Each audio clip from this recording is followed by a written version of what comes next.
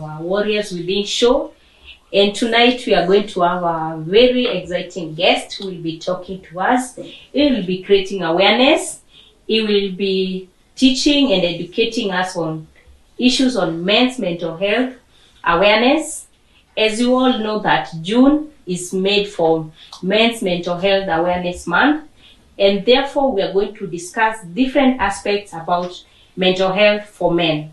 From this, we are going to learn why men find it very hard to share out the things that they are going through and how we can help them, and maybe even how sometimes we push them to that level of not sharing what they are going through.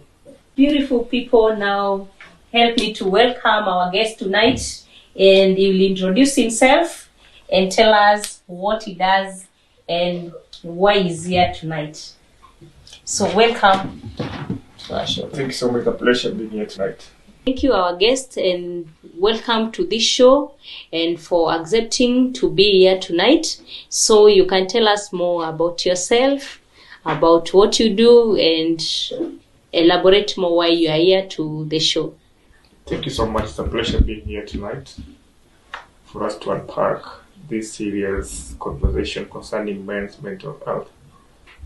So I'm James Nyabera. I'm a research assistant technologist, a mental health advocate, a proud alumnus of African CDC, and a founder of Man Must Cry Mental Health Initiative.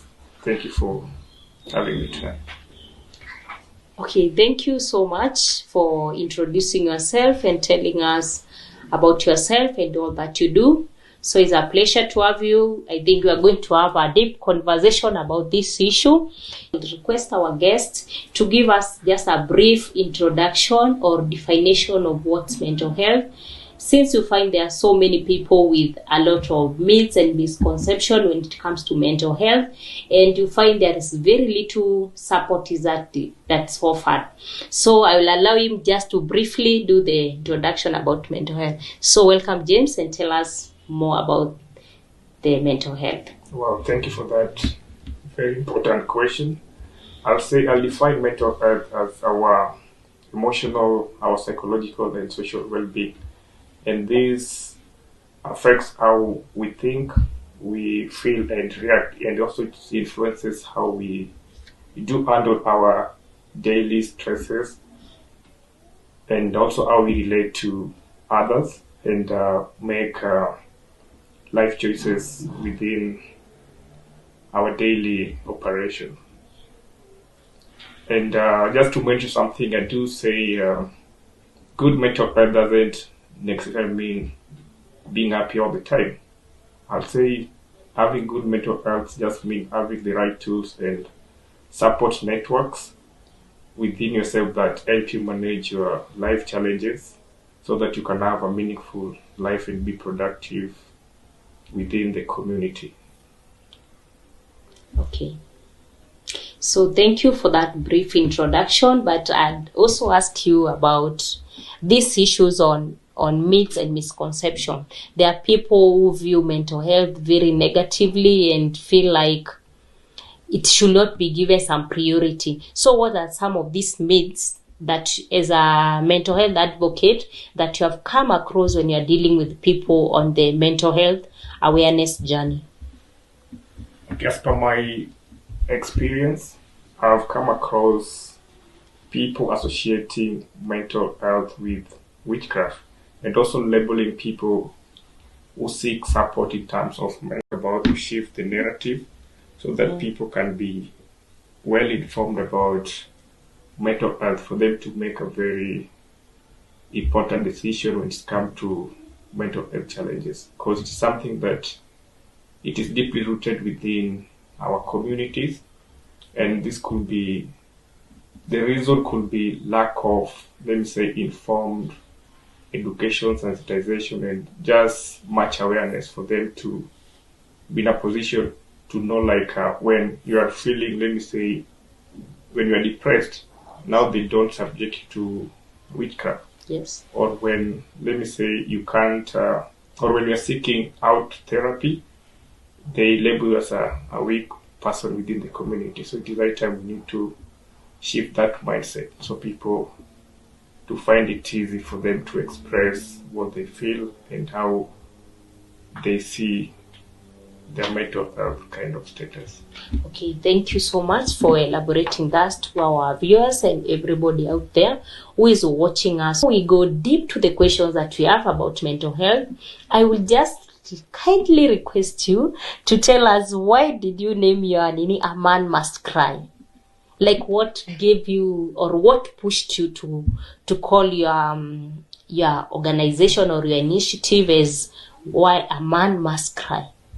Wow, thank you so much. That's a really interesting question. So A Man Must Cry, drawing all these experiences from my lived journey, because I personally have struggled with mental health challenges. Yes. And I've seen and witnessed the importance of seeking help and just finding a support network that really help you when you are struggling with your mental health challenges. So I'll start by saying I encounter a program known as Man Enough within our church settings. So after, because I was struggling with mental health challenges and I was truly looking for this kind of support network that can help me understand myself well. So after attending all those sessions, that transformative program, after that I channeled all that I learned to come up with a Man Must Cry, a mental health support network that also help men to express their feelings, to find it easy for them to speak and seek support. Because at a Man Must Cry mental health initiative, we say we allow men to cry, to feel and connect, not because they are weak, but they are human. Yeah. And we need to have that freedom for us to fully feel that we are human. That's why I'm also using a Man Must Cry as a creative advocacy tool to invite men to show vulnerability and also to spark a conversation around men's mental health. And it's something that I'm embracing and currently working on, because it is one of the key flagship programs under Care Connect Rise. Okay, thank you for that great initiative. I think it's a good step and also a bold step that you took forward because of what you went through, and you felt like other men should also not go through this when I'm there and I'm able to help them. So we really appreciate and we really are grateful for you to do that. We ask you to keep on the same spirit, always connect with other men there and help them to come out of these challenges. So my viewers, as you have heard it from our guest, keep in mind that a man must cry. Not cry every time, but means when it needs to be cried out, you need to do it, because it's play a very big role in your mental health. And if you keep it in your heart or you don't work on your emotions, then it means afterwards there is something that will come out when it is too late. So thank you for that. Okay, so we are glad, James, to have you today, and it's good that you are a man and we're also talking about men's mental health awareness. So before we start our conversation, I would like just to gauge about your mental health status and know where it lies. So you hope you allow me to do that. Please do. Okay, so the first question we are going to ask you is, like, how are you feeling today? Well, that's an interesting question, rightly on time. And don't let's just say not feeling 100% okay. Yes. Okay. Then the other question is there anything that you're currently struggling with? Yeah, sure, a lot of things. The fact that I'm the firstborn and a lot of responsibility lies on my shoulders, so it's a bit crazy, but just trying to manage it well, but making sure like I don't crash. Okay, so while struggling with these situations, what are some of the coping mechanisms that you use to make sure that your mental health is not really affected? First of all, I'll appreciate my support networks within the family, and I'm also used to send a big shout out to my cousin Jimmy Nyabera, because he's always like the closest support system that I have around when I'm going through the mental health challenges, and also just trying to meditate, journal, and just having a walk, just to have more on my self-awareness, like why do I need to feel this and what do I need to impress at the moment for me to just have a good mental health. So I'll say have a good support network when I'm going through mental health challenges, that I normally reach out for me to find it easy to navigate. Okay. Yeah, thank you. At least you're doing something to make sure it really doesn't bring you down. So the other question is, for that time, how has been your sleeping pattern of late? Honestly, I do struggle with sleeping, because sometimes I have sudden change in my sleeping pattern. Sometimes I'll find it easy sleeping, Yes. but some other times I also struggle, catching up sleep, and I think just because overthinking, just trying to, because sometimes it doesn't work out, honestly, I'm speaking from the point of experience. Okay. So, yeah, I do struggle with sleeping. Sometimes I find it easy, sometimes not. Yeah. And for how long has this been happening? Like, I'll say for quite some time, because also it does depend on my engagement during the day. If let me say I don't have any engagement during the day, that one I'll struggle sleeping at night. But if I'm so engaged during the day, I'll find it easy to sleep. okay. Then the other question is, what helps you feel better when now you're in this situation? Like, what are some of the things that you do to help yourself feel better? Well, and one thing I'll mention, I do just connect back all the achievement that I've made in life. And that one particular thing does make me feel proud of myself and proud of a man I'm going to be. And also just evaluating myself from, just people's feedback. And just reading, for them, like giving me a shout out, like I'm doing well, keep on doing what you're doing. Yes. I pick it as a point of inspiration and motivation to keep me going, so that can also like leave an impact or a dent on someone's life. So those are the things that keep me going. Okay, thank you.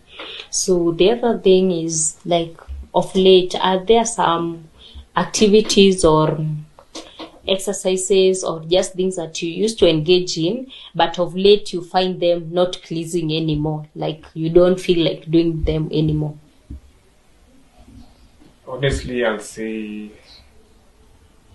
yeah, I used to like just socializing a lot with people, but nowadays I do find it just to have that space for myself, and I feel sometimes it's kind of awkward. Yes. Because people are like, James, you used to show up for us, to show up for people that you truly care for. But nowadays I'm trying to get that time for myself, and also just to work on my strength and weaknesses.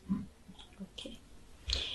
Well, then the other question that I have for you is about, are there things or beliefs that make you hold back and feel, even if I'm going through this, I cannot share it? Are there some situations or some things that force you not to share some things out? I'll say sometimes it depends with the situation. Because before I open up, I do assess the room. Like, is it something I can talk about openly when people are just hearing? Yes. But I do make sure most of the time I share my struggles or what I'm going through in life with the trusted and the honest people. I just don't share it to everyone. But that comes from the point of I need to analyze who is in the room first. Okay. Because sometimes you just need someone who will hear you and listen. Not even to fix the problem, but just to give you a judgmental kind of, Okay. Okay, thank you for sharing that. We are going to continue with our question and discussing more about mental health with our guest James here, and I'm going to ask him some questions that will be try to elaborate on and also talk more about on mental health, so that we're able to understand deep about this issue when we talk about mental health. So James, I need to ask you the question about what are some of the common mental health disorders that somebody can really notice from somebody. Maybe you meet a person and you're like, if you see this person might be going through mental health. Well, interesting question. Say some of the key indicators that will make like this particular person is struggling with mental health. I'll talk about depression. Yes. When this particular person is having persistent sadness, but also just feeling low and just losing interest in things that they used to enjoy before. Yes. I'll also talk about bipolar disorder. Yes. Because you have some people who experience sudden shift in their moods and stuff. Yeah. And that can also sound an alarm. Yeah. We also have things to do with post-traumatic stress disorders. Mm-hmm. We also talk about anxiety disorder as well. Yeah. And also substance abuse. This can also sound an alarm, this particular person he or she's really struggling with mental health challenges. Now he or she is using or abusing the substance or alcohol as a coping mechanism. Yeah, as you have heard from our guest James, those are some of the signs or symptoms or conditions that you can know somebody is going through mental health challenges. The moment you see somebody used to be so happy, at time comes and you see there is a draft change of their emotions, you can really tell this person might be having some mental health disorders. So thank you, James, for sharing that. And as we continue with our questions, I will kindly request our viewers to keep on sending some questions that our guest will help us to answer and know what's happening. Don't stay there with your questions without maybe feeling you don't really understand what is this. I have a sign, is it a mental health issue, and all that. So kindly keep on sending your questions. Let me ask him another question in regards to mental health as well. So James, I want to ask you, what are some of the main causes or some of the things that might lead somebody to have these mental health disorders? We have defined those mental health disorders. So what are some of the causes that can lead somebody to mental health disorders? Well, as per my experience, I'll talk about unmet societal expectation. Yeah. Because we can subject this to men, the society treats men, we should always have it all figured out. As a man, you must provide. And what if you can't provide? So this also will lead to your mental health distress. I'll also talk about financial stress and lack of opportunity or unemployment. Will also play a big role in mental health. I'll also talk about unresolved family conflict or childhood trauma that keep on